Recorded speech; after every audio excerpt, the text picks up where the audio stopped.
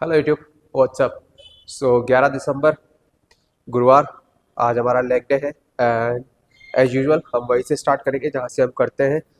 अभी किसी ने मुझसे पूछा था कि एज अ बिगनर जब आप जिम में जाते हो तो बहुत कंफ्यूज होते हो कि क्या करना है, कैसे करना है, फॉर्म कैसी होनी चाहिए, लोग हंसेंगे तो नहीं, बहुत सारी चीज़ें। तो मैं उनको बताना चाहता हूँ कि मैं अपने इंस्टाग्राम पे एक नई सीरीज शुरू कर रहा हूँ जहाँ मैं आपको किस बॉडी पार्ट की कितनी एक्सरसाइजेस करनी है, कौन सी एक्सरसाइजेस करनी है, कितने सेट्स लगाने हैं, किस फॉर्म के साथ लगाने हैं, everything. So I will be explaining everything in that series.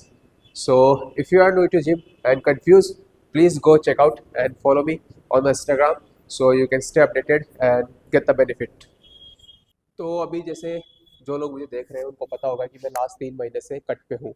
But अभी मुझे जैसे लोग कहते हैं कि यार तू 3 महीने से कट पे है, 3 महीने से इतनी कम कैलोरीज खा रहा है, बट तू उतना हार्ड नहीं लग रहा, मतलब कि अभी भी बॉडी में उतना चेंज नहीं दिख रहा। ठीक है, तू दिख रहा है कि तेरे पे फैट कम हुआ, बट वो जो हार्डनेस है वो नहीं आई है। तो अभी भी सॉफ्ट दिख रहा है, ऐसा लग रहा है कि अभी भी बहुत सारा फैट बाकी है, अभी भी बहुत सारा वाटर वेट बाकी है। तो उनका कहना सही है। मैं प्रोफेशनल एथलीट नहीं हूँ, मैं उतना कट पे नहीं जाता।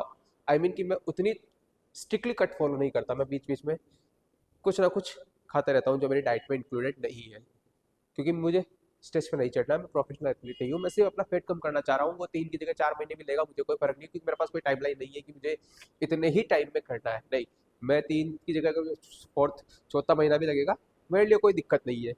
तो इसलिए मेरी बॉडी अभी सॉफ्ट लगती है क्योंकि मैं कार्ब्स खा रहा हूँ।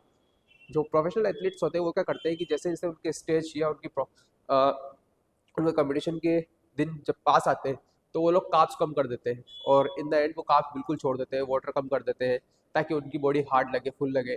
ऐसा उनकी बहुत सारी वो साइकिल पे रहते हैं। बहुत सी चीज़ें हैं जो कार्ब्स को कम करना, कार्ब्स को ज़्यादा करना, वाटर कम करना, वाटर ज़्यादा करना, वो सब प्रोफेशनल एथलीट्स के लिए है, हम जैसे लोगों के लिए नहीं है।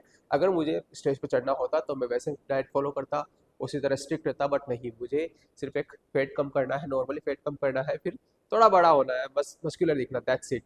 तो मैं अगर अभी सॉफ्ट दिख रहा हूँ तो उसके पीछे रीज़न है, क्योंकि मैं उतना स्ट्रिक्टली अपनी डाइट फॉलो नहीं कर रहा, मैं उतना डिसिप्लिन नहीं हूँ।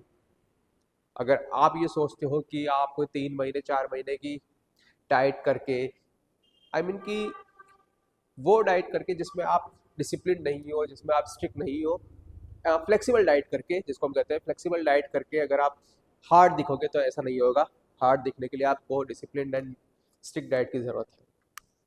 तो वही हमारा हेक्स कोर्स स्टार्ट करेंगे। और जैसे कि हम अभी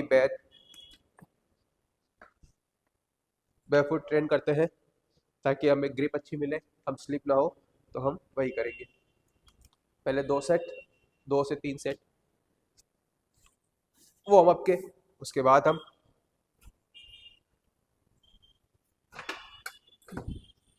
वर्किंग सेट लेंगे।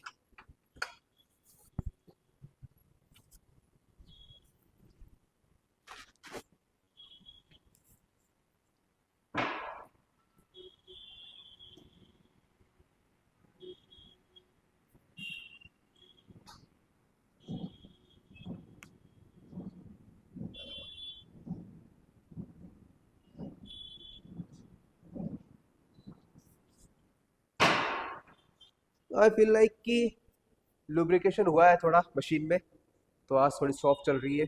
मैं भी अभी वेट नहीं डाला, इसलिए भी ऐसा हो सकता है।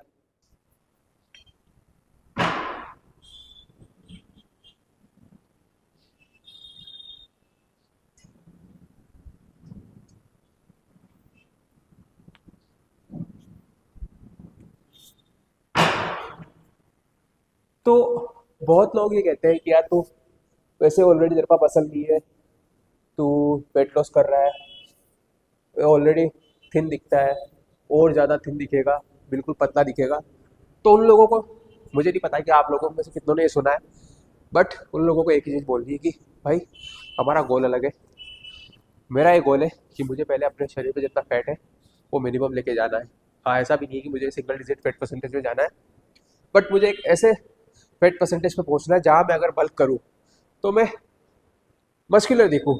मुझे ऐसा नहीं होना चाहिए कि अभी मेरे को ऑलरेडी फैट है 20% के आसपास, में वहाँ जाके बल्क कर रहा हूँ, मेरा फैट परसेंटेज 30-35 पहुँच रहा है, मैं बहुत ज़्यादा मोटा दिख रहा हूँ, पेट बाहर आ रहा है, लव हैंडल्स लटक रहे हैं, आर्म्स लटक रहे हैं, पूरी चर्बी दिख रही है, तो मुझे वैसा नहीं होना है। इसलिए मैं पहले उस फेट परसेंटेज पे जाने की कोशिश कर रहा हूँ जहाँ से मैं अगर बल्क करूँ तो मैं एक लंबे टाइम तक उस बल्क को सस्टेन कर सकूँ। अब मेरे पास ऑलरेडी 20% बॉडी फैट है और मैं फिर बल्क करने की सोच रहा हूँ, तो मैं कितना बल्क कर लूँगा? 25% तक बस, क्योंकि 25% बल्क होने के बाद मैं बहुत ज़्यादा fat दिखूंगा।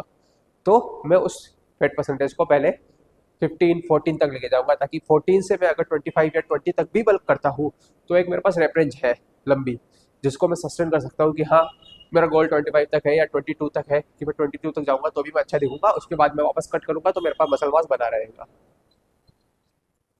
So warm up sets complete हो चुके हैं।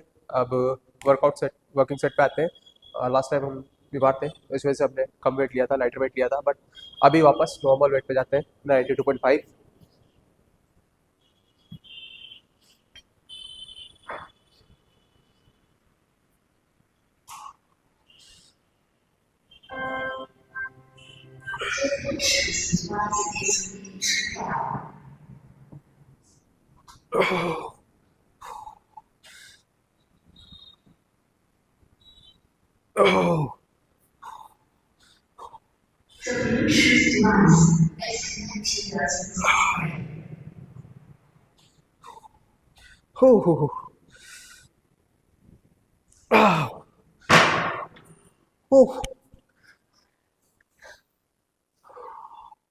सो आरडीएल 2 सेट हो चुके हैं एक्सपर्ट के, तो इसका वार्म अप सेट एक अब ले चुके हैं, ये सेकंड वार्म अप सेट है। इस पर प्लेट्स नीचे नहीं रख रहा हूँ, दोनों का सेट है, प्लेट्स नीचे।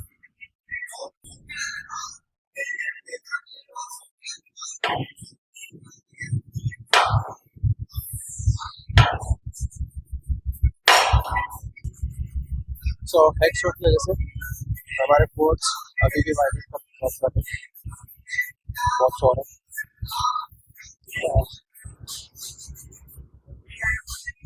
आई होप इसके साथ याद बहुत टाइम हो गया 6 minute.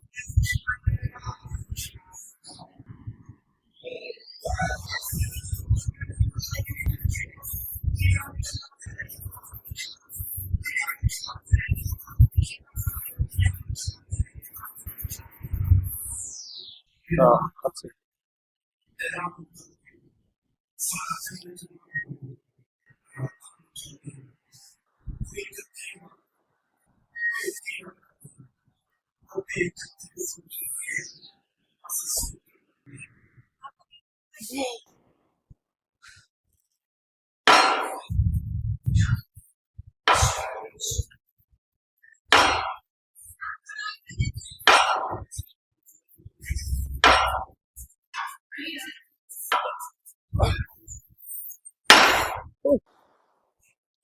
So if you are feel की ये एक्सरसाइज ऑकवर्ड है, लड़कों को लगाने में शर्म आती है थोड़ी, चाइल्डिश है, अगर आप इंट्रोवर्ट नहीं लगा पाते, कोई इशू नहीं है।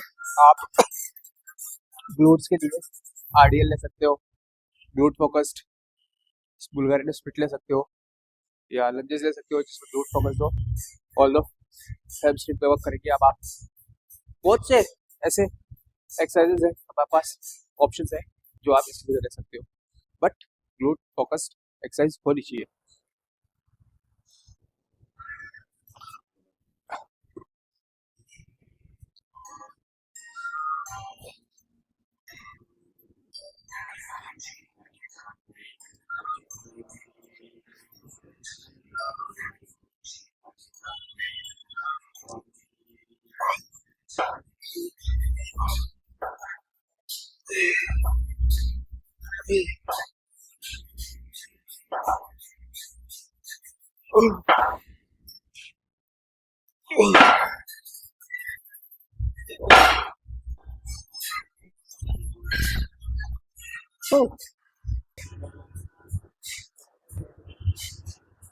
सो ये हमारा वर्किंग सेट है, आप एक ही घंटे के, और इसमें हम डीप जाके उस स्ट्रेच को एक होल्ड करने की कोशिश करके 1 सेकंड होल्ड करने की कोशिश करेंगे।